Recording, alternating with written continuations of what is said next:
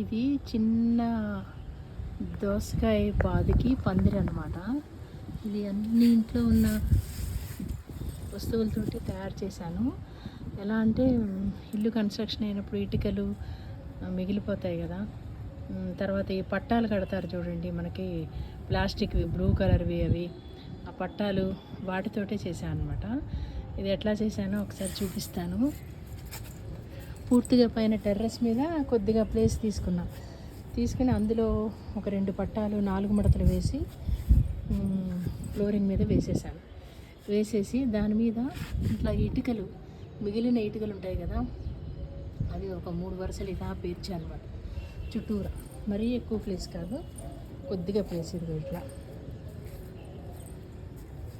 ఇట్లా 4 పక్కల ఇట్లా పేర్చి అనమాట. ఇది పట్టా కనపడుతుంది కదా, ఆ పట్టా 3 వరుసలు పట్టా వేసి దాని మీద మనకు ఎంత డిస్టెన్స్ కావాలో అంటే పట్టా సైజుని బట్టి నేను చిన్నగా మడిలాగా చేశాను అనమాట.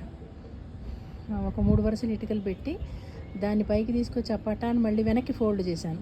ఎందుకంటే నీళ్లు పోసినప్పుడు మనం ఇటుకల మధ్యలోంచి బయటకు వచ్చేయకుండా వెనక్కి ఫోల్డ్ చేసి మళ్ళీ పైన ఒక ఇటుకల వరుస పెట్టేశాను, గాలికి దానికి ఎగిరిపోకుండా అనమాట.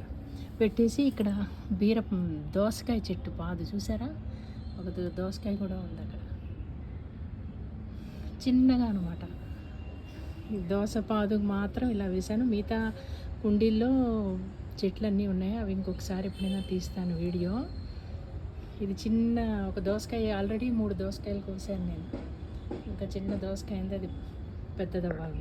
ఇవన్నీ ఇంట్లో వస్తువులతోటే చేశానండి, ఏమి కొన్నవి ఏమీ లేవు. ఇవేమో ఈ చెక్కలు, మిగిలిపోయిన చెక్కలు, మనం ఇల్లు ఉడిచేవి ఉంటాయి కదా, అవి అయిపోగానే ఆ గుడ్డ పార్ట్ పాడైపోగానే మార్చేస్తాం కదా, అది విరిగిపోయింది.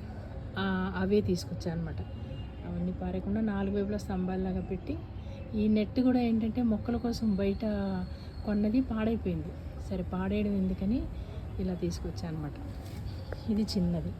అట్లాగే ఇదేమో పెద్ద మడి చేశాను ఇలాగా. ఇది కూడా అంతే సేమ్. పెద్ద పట్టాలు ఉంటాయి కదా, చీకిపోయినట్టు అయిపోతాయి మన కన్స్ట్రక్షన్ అయ్యేసరికి బిల్డింగ్. ఆ పెద్ద పట్టాలు ఒక 3 ఎన్నో ఉన్నాయి. కొత్త పట్టాలు ఒక 2 కొన్నాను అనమాట.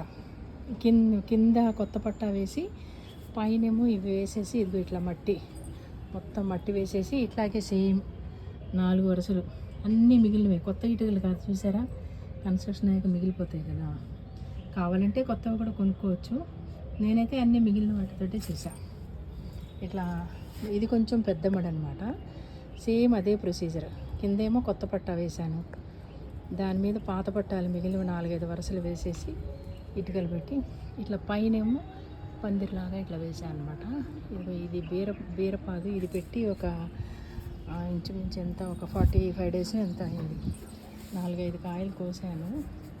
ఇంకా అదిగో ఆ పైన ఒకటి ఉంది, పైన ఒక కాయ ఉంది. ఇక్కడ ఇంకో కాయ ఉండాలి, ఇక్కడెక్కడో చూసాను. ఇంకో కాయ కూడా ఉండాలి. 2 కాయలు ఉన్నాయి. బీరకాయలు ఆల్రెడీ 1 కిలో, అదిగో పైన ఉంది, అనిపించిందా, అది 1 కిలో 2 కిలోల దాకా కోసాను. ఇక్కడ ఏంటంటే ఇదిగో చిన్న నారు వేశాను, వంగ నారు వేసాను అనమాట. ఇక్కడ నారు వచ్చిన తర్వాత మొక్కలు పెరిగాక అది వేరే తీసి ప్లాంట్ చేయాలి ఎక్కడైనా. ఇక్కడేమో బెండ వేశాను, ఇంకా మొన్ననే 2 డేస్ అయింది, ఇంకా రాలేదు. మొలకలు వచ్చాక మళ్ళీ వీడియో తీస్తాను. ఇది ఒక మడిలాగా ఇలా చేశాను. ఇక్కడ పిల్లర్లు వదిలేస్తాం కదా మనం పైన కన్స్ట్రక్షన్ మళ్ళీ తర్వాత చేసుకోవాలంటే, ఆ పిల్లర్లు బేస్ తోటి ఇటుకలు పెట్టాను అనమాట, మనకి గట్టిగా ఉండడానికి అన్నట్టు. మళ్ళీ కన్స్ట్రక్షన్ చేసేదంతా లేకుండా అన్నీ నేనైతే మిగిలిన వాటితోటి చేశాను.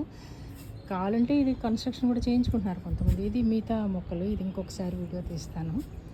ఇది మా చిన్న దోసకాయ పందిరి అనమాట. బాగుందండి. బాగుంటే కనుక లైక్ చేయండి, మీ ఒపీనియన్ కూడా పెట్టండి.